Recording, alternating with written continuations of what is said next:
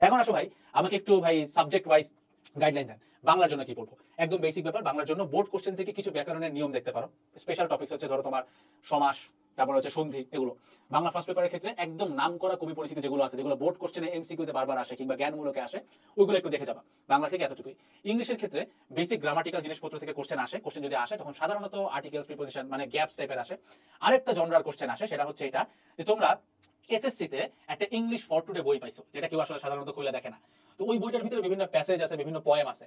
বিভিন্ন পয়েমের নাম দিয়ে বলতে পারে এই পয়েম বা এই প্যাসেজের রাইটারের নাম কি। তো এই কোশ্চেনটা আমার সময় আসছিল, যেটা আমি পারছিলাম না, তো আমি চাই না তুমি এটা মিস করো। এটা কিন্তু আসে। সো বিভিন্ন পয়েমের একটু রাইটারের নামটা মনে রাখবা। তোমাকে রাইটারের নামের স্পেলিং মনে রাখতে হবে না, কারণ এগুলো শর্ট কোশ্চেন আকারে আসবে না, এগুলো আসলে তোমার এমসিকিউ তে আসবে। সো এমন ভাবে মনে রাখো সো দ্যাট ওটা দেখলে তুমি বুঝো যাচ্ছা চারটা অপশন থেকে এটা হচ্ছে উত্তর।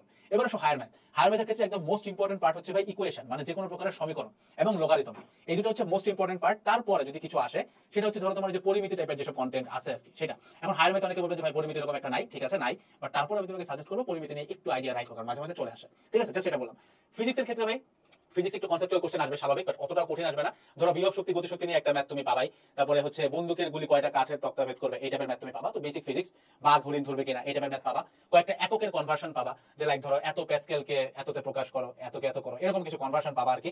মানে মূল কথা মনে করো এত ন্যানোমিটারকে তুমি মিটারে প্রকাশ করো, কাইন্ড অফ ইজি ব্যাপার স্যাপার। ঠিক আছে। কেমিস্ট্রির ক্ষেত্রে মোস্ট ইম্পর্টেন্ট পার্ট কি তুমি জানো? জৈব যৌগ। তার মানে বিভিন্ন প্রকারের রিঅ্যাকশন থেকে কেমিস্ট্রি খুব বেশি কোশ্চেন করে, এটা পয়েন্ট 1। পয়েন্ট নাম্বার 2, এটা চেহারা তুমি দেখবাই, সেটা হচ্ছে মোলের বিভিন্ন ধারণা।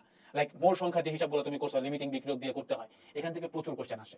অ্যাবাউট বায়োলজি, বায়োলজি নিয়ে কিন্তু নটরডেম প্রতিবার কোশ্চেন করে না, যেমন আমার সময় বায়োলজি থেকে কোশ্চেন মনে হয় একটার মতো ছিল। তো বায়োলজির কোশ্চেন ভাই আসলে সাধারণত বোর্ড কোশ্চেনের এমসিকিউ দেখে গেলেই পারবা তুমি, কারণ এখান থেকে কোশ্চেন আসে বড় জোর একটা থেকে দুটা। এই হচ্ছে ভাই কোন সাবজেক্টের জন্য তুমি কিভাবে পড়বা।